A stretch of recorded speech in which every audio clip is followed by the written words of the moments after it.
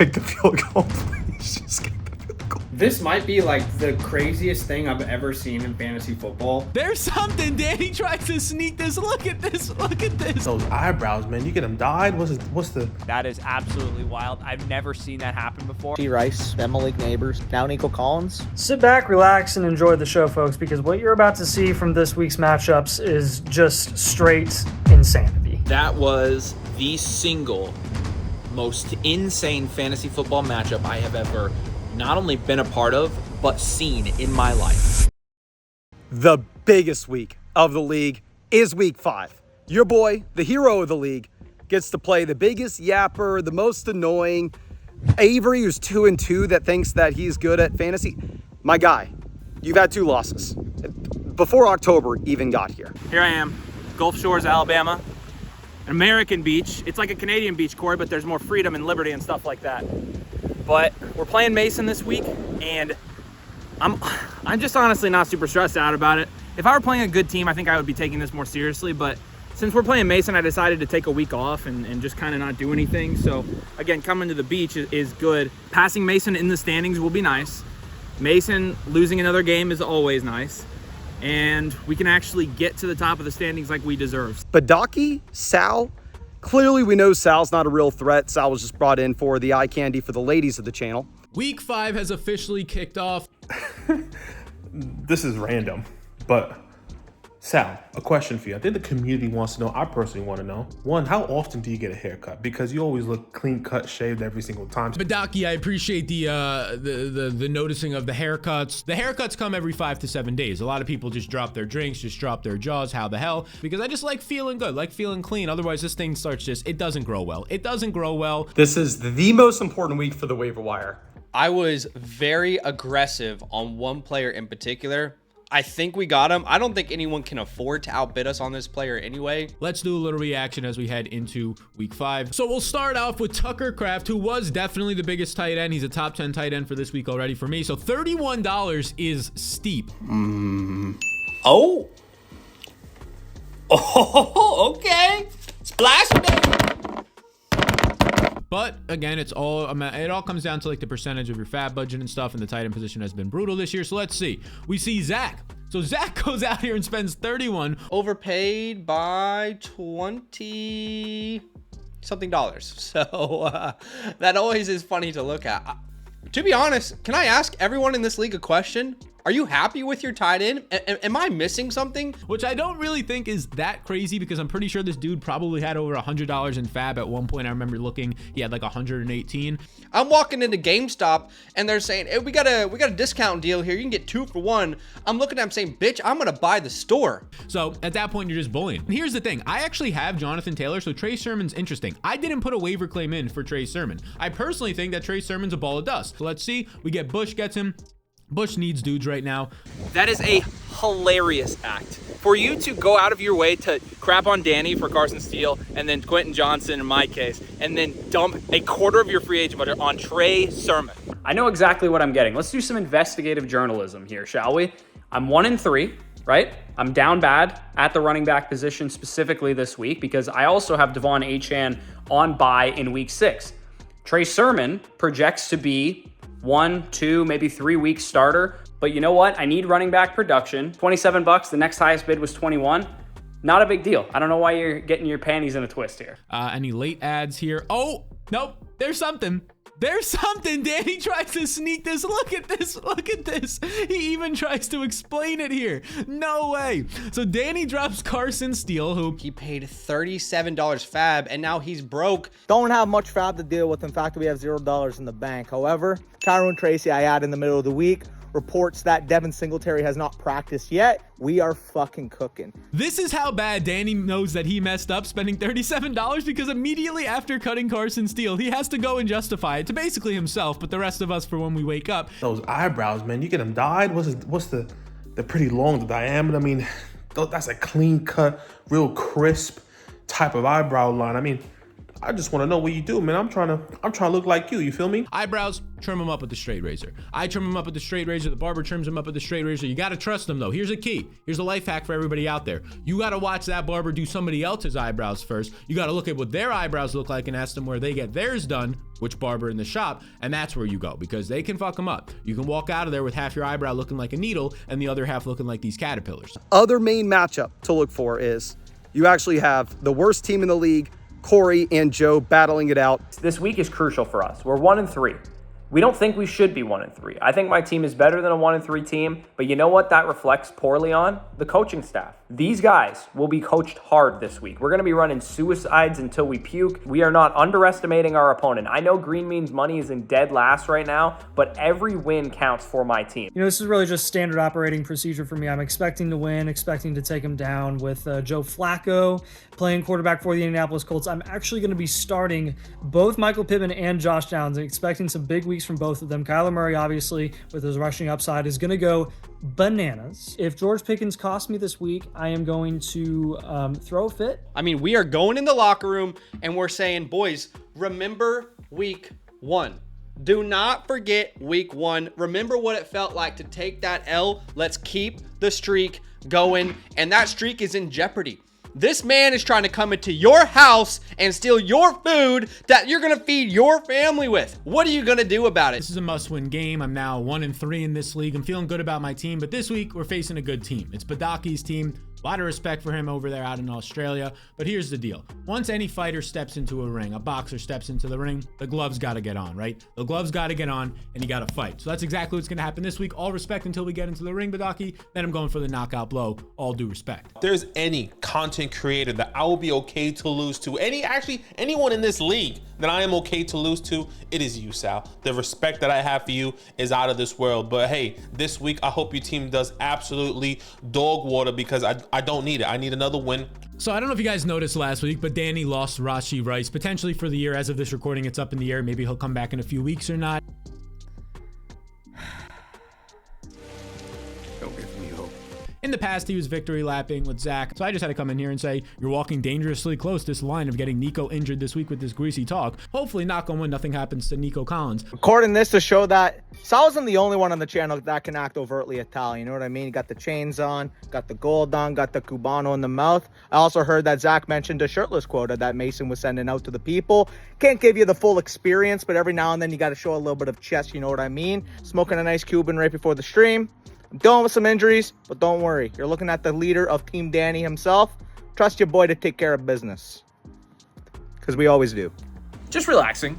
And Mason feels the need to message me again about our matchup this week. I really want to help this guy out. Look for a therapist, get him one on Tuesday. Like I said, I really want to make sure that his mental health is right. He said just to stay offline this weekend is what he suggested.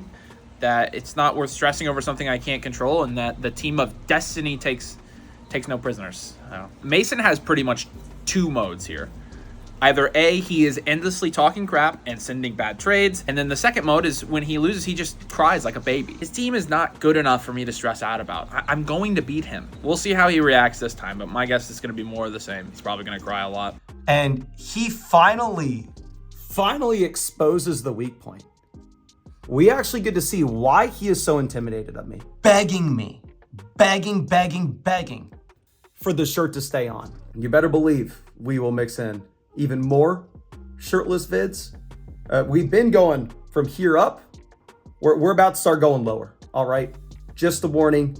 And if you're going against us, probably recommend not watching the vlog. While I'm sitting here grinding, while I'm sitting here making sure that all my players are in order, watching all their Instagram stories, showing them support by going through, dropping likes on their newest Instagram reels, what we are seeing Avery, the lazy manager who's currently 2-2, that doesn't know what it actually takes to win. Where is he? Is he grinding? Is he supporting his players? Is he doing the research? You notice how I'm at a public beach and I put my shirt back on to make these videos? It's because I'm not an absolute tool. Sit back, relax, and enjoy the show, folks, because what you're about to see from this week's matchups is just straight insanity. Going into Thursday night football, it is Thursday night. I'm about to prepare to watch the game here. and you have Drake London. I have Darnell Mooney. Once again, I'm struggling at the wide receiver position. Congrats to Green Means Money. Off to a great start. Young Wei-Koo has 15 points. I was just looking at Aaron Jones standing on the sidelines as I recorded this. Jefferson got a 30-yard bomb. Never mind. Seems fitting. My Nico Collins jersey comes in on the Sunday morning. 67-yard touchdown against the Buffalo Bills. Look, this guy's already a top 3 to 5 wide receiver in the NFL. He's making a case why he should be number 1. And like Buffalo, you might just get hit with the Nico. Watching this game here and seeing Justin Jefferson do Justin Jefferson things and seeing the Jets play the way that the Jets are playing just makes me think it's so crazy that like Garrett Wilson was going right after Justin Jefferson in drafts, you know? Obviously, nobody took Wilson ahead of Jefferson unless they were smoking crack. And honestly, I think we should probably implement some drug tests in this league. We have Achane down on the ground. We had a big performance from Garrett Wilson this week. This is a whirlwind so far. Love the 29 bomb from Garrett Wilson. Don't love the sweet prince Devon Achane being down bad and everyone's kneeling around him. This is not good. I guess I can't have nice things. Great. I mean, first it was Rashee Rice, then Malik Neighbors, now Nico Collins. I had 3 top 5 wide receivers that are now all dealing with injuries. Jalen Tolbert season, I guess. Hey, by the way, come here. I got a secret to tell you. This league said Derrick Henry was washed. He's the RB1 in fantasy football right now.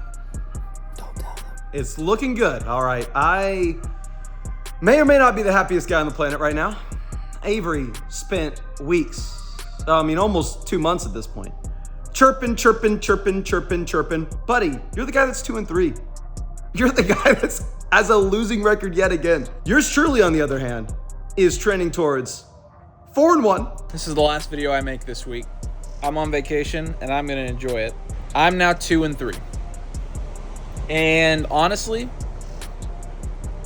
this is why leagues should have a league median. I am so happy for us to show up both on the offensive side of the ball and the defensive side of the ball. When they said we couldn't, just treated myself to some celebratory kava, and I said I was going to change the team name to owner of domain. I realized, honestly, that doesn't really illustrate exactly how much I've dominated these guys. I'm driving and I get a sleeper alert.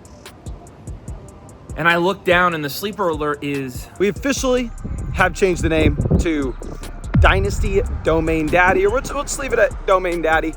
And yeah, feeling good. I was already so fed up. You can ask my wife. It had ruined my day. I was fed up beyond imagination. And I looked down and saw that, and I'm telling you, I was so pissed off. I knew it was going to be CEO of Domain or something like that. But Domain's Daddy, I was like, number one, that's freaking weird. Are you freaking serious, Mason? I was livid. I don't know why I changed the name. I don't know why I said it was over when it wasn't. I was sitting here thinking about week 6, and we went from a 90% chance to win to, I think, a 57%. Oh, dear God, this could get ugly. I had a little flurry there of points. It was a combination of Brock Bowers, Jacoby Myers, and Kenneth Walker. In the last 8 minutes of their games, those guys scored me a quick 18 points. I got within 2 points of Mason going into Sunday Night Football, which was crazy. I'm now down to a 44% chance to win. After being at 90% and deciding to change my name to Domain's Daddy. Dear God. At this point, do I change the name back? Is it too late? But what would the fantasy gods want from me? Do they want me to change the name back? If I lose this game, I'm gonna have to probably change the name to Avery's Son, because it couldn't be more embarrassing. We go into the Sunday night game. Mason is up 2 points. What I need the Steelers defense, playing the Cowboys, mind you, to outscore Pat Freiermuth, who had 7 targets last game, by 2.5 or more points. So the first half comes, and I didn't make any clips during this game because I'm telling you, I started to get really nervous. I couldn't make any clips. So I was up about 7 or 8 points with like 4 minutes left in the fourth quarter. I have an apology to everyone with half a brain that's on Team Mason this year. This is my fault. I went through and I got ahead of myself. I got a little too excited, got a little too emotional. I have been trying not to cry during this, but I owe everyone an apology. sorry. I'm sorry, Avery, as well. Clearly, you know ball. I will be updating my team name to Avery's son. I will wear it proudly over the next week, and I will do everything I can to make y'all proud. All I need to win this game is the Steelers to score a touchdown, but it not be Pat Freiermuth. And even if the Cowboys score another touchdown and then I lose 3 more points off my defense, I win. The Steelers get down into the red zone. Okay, I want to let you guys know what's happening right now, okay? Mason victory lapped his win over Avery well before the game was done. Avery's team came back. Mason named himself Domain's daddy. Real big gut call there. We're going into Sunday Night Football, and it looked like Avery had the win in the bag. And then out of nowhere, that is Pat Freiermuth, who just got the shuttle pass for a touchdown. We are a point in this game right now between Mason and Avery, and I still have no idea who's gonna win. This is chaos on Sunday Night Football. My heart sank. I was like, you cannot be serious right now. After all that, I was still up a point. If the Cowboys score, Mason wins, I lose. Mason and Avery's matchup all comes down to this. 52 seconds left. Basically, if the Cowboys score, Mason wins. If they don't, Avery wins. 52 seconds left. A hand up. Oh. Dak. Oh my gosh, I think they stopped him. Avery's cheeks have got to be clenched right now. Touchdown here, we win. Avery has Steelers defense. Oh, you... Oh my God! Oh my God! Oh my gosh! Oh my goodness! Oh my gosh. This close to winning. Dak got it. Dak got it. We still got another shot. Second shot. We score, we win. We score, we win. Oh my. Kick the field goal, please. Just kick the field goal. It goes to 4th and goal, and I'm telling you, my heart was pounding out of my chest. All right, it all comes down to this. Basically, if the Cowboys score, Mason wins. Here we are. Last shot. Come on. Please.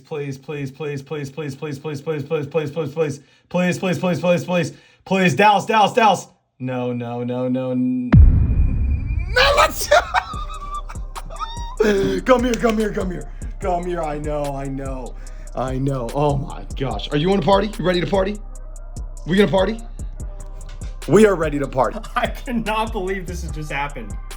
This is absolute heartbreak for Avery. I could not imagine being in his situation right now. That was one of the most awful feelings I've ever had in my entire life. I'm not kidding, I almost threw up. They run the lateral, they're passing it back and forth.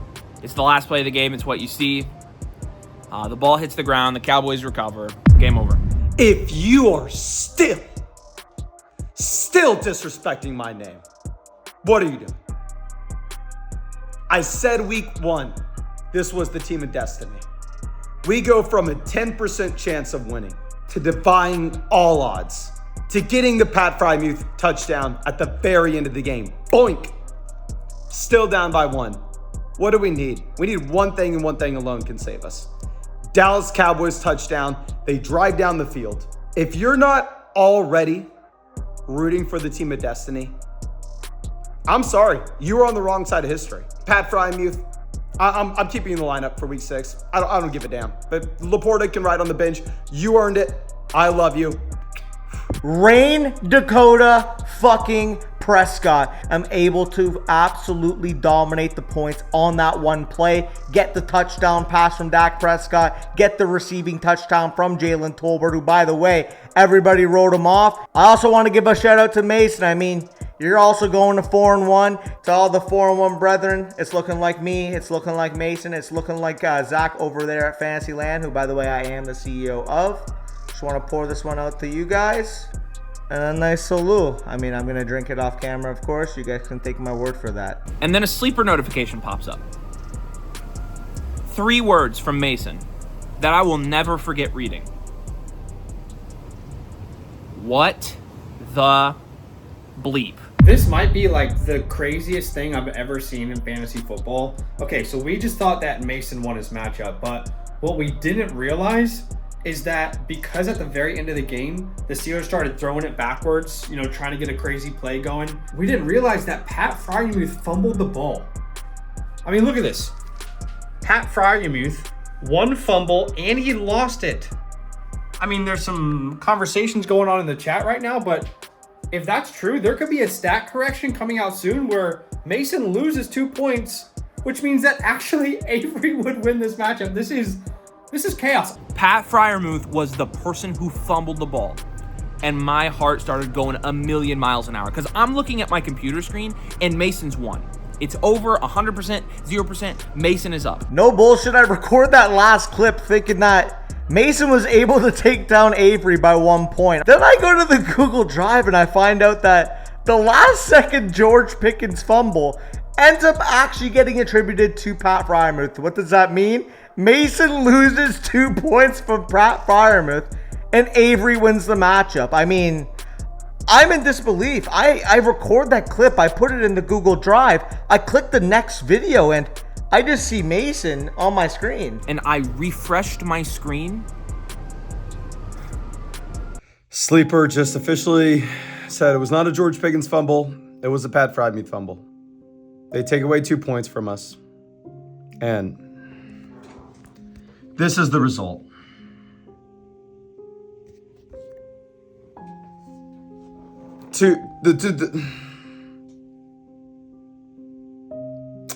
I don't know why the fantasy gods did this to us. I've never seen anything like this happen before.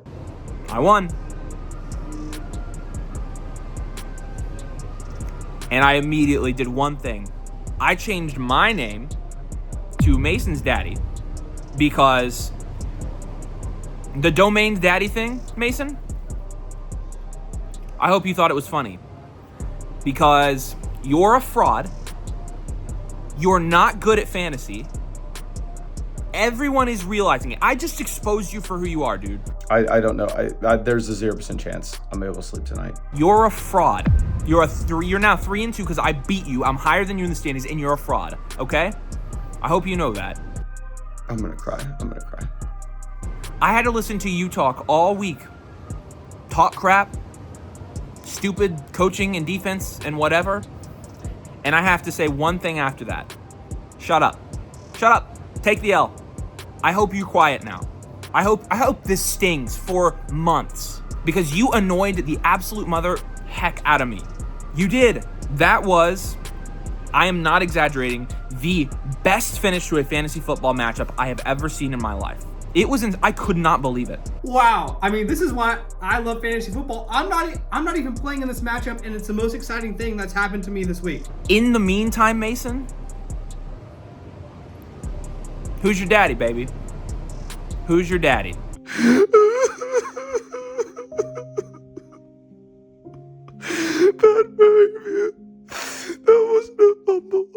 Unfucking real. So I guess I gotta fix my salute. Zach, 4-1. You know who that one loss is to. But at the end of the day, we got the best record in the league. Take it easy, my friend. That is absolutely wild. I've never seen that happen before. I've heard rumors of people being like, man, I lost on that last second fumble, or I lost on that kneel down. That is insane. That was the single most insane fantasy football matchup I have ever not only been a part of, but seen in my life. Mason Dodd, Flock Fantasy, all of it. It's a scam. He's a fraud.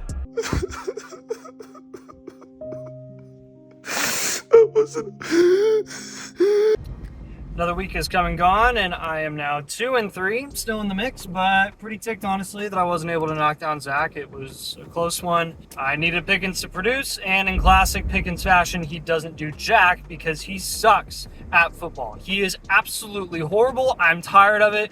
I'm about to sell him for a bag of chips. Morale's at an all-time high in the locker room. I mean, like I said, we remember week 1.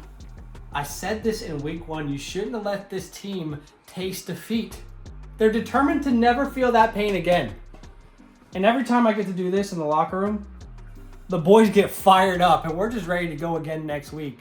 That's what I'm talking about, fellas. All it takes is good coaching sometimes to motivate your team. Garrett Wilson, Brandon Ayuk, those guys have been underperforming for me for weeks. and they finally dropped their big games, both going over 100 receiving yards, getting all the targets, getting all the receptions. The hard coaching worked. The suicides that we were running, the tough coaching, it eventually paid off for this team, and we are back. We are up. We are 2-3, and we are ready to chain some wins together. Gotta love it when you see Bush come home with the dub, doubling Joe's points. Kind of sucked. Now he has the same record as me. I would have liked a cushion from Bush as well, because I think I have a better team than him. But Happy Victory Monday, everybody. What a night. Couldn't even sleep. And I guess we're the team of destiny now. I guess my coaching outdid Mason's. I guess my defense played better, right? All those stupid things we have to listen to all the time. Mason, now you can sit down and shut up, buddy. Mason, you had this coming. You deserved this for putting CEO of Domain as your team name and saying that you're, Avery's dad before you've even actually won the game. You're no better than Danny Ladd, victory lapping well before the game is even over. You got to learn your lesson here, man. For as good of a coach as you are, you continue to make crucial mistakes. Now you've lost 2 straight, and you are not on the up, my friend. Oh, boys, I'm so fucked. Oh, I'm so fucked. Oh, man, I'm fucked. Oh, man. Badaki's team's a unit. I mean, congrats to Badaki. Nothing else but respect for the team. And Sal had to take the gloves off, but you know who's gonna come out the ring victorious? Is yours truly. My team had a good week. I'm not going to say anything about it. The team dropped like 130. It's not a great week, not a terrible week. Wins you the week 50, 60% of the time.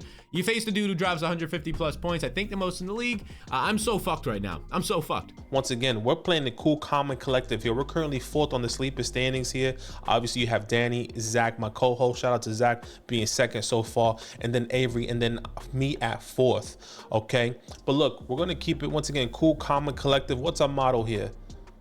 Something special is going to happen. That's exactly what I'm believing for each and every week. We're going into week 6, strong, 3-2. Let's get another dub under our belt. Hey, and we'll see you next week. I'm now 1-4 in this league. Pretty hard times are where we're at, but I feel good about the team. I think I've scored like the 7th or 6th most points, something to brag about, which is crazy, but I think I have a team that can get back on track. Shout out to Sal for bringing in another L this week, officially going to 1-4. You have saved me from being potentially the worst creator in the league heading into week 6, where I'm probably going to have to take another L because I'm playing Badaki, who is now coming back healthy with A.J. Brown and Saquon Barkley. They're both going to go bananas. Joseph Lee Burrow, from the Bayou straight to my heart. 5 touchdowns on the week. Are you kidding me? That hasn't happened in 282 days. Keep the bleached hair. I might bleach whatever hair I have left after that performance. I love you. Tough loss. We're not gonna sugarcoat it. There will be changes made. Obviously, I'll take full responsibility.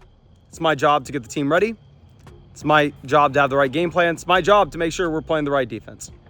Now, that being said, I'm not the only one responsible for this. I'm not gonna be the only one getting punished with public humiliation and a loss.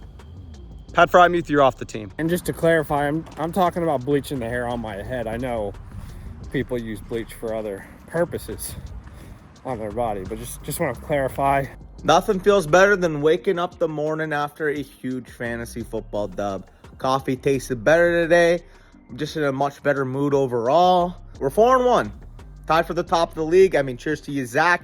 People wrote me off. They think, oh, yeah, of course the biased Cowboys fan wants to trade for Jalen Tolbert. If Dak doesn't complete that touchdown pass to Jalen Tolbert, you guys can do the math. I would have lost. Now, my guy coming out with the trade question says, my team absolutely sucks, and I got offered this deal. Would you take it? Hell to the no.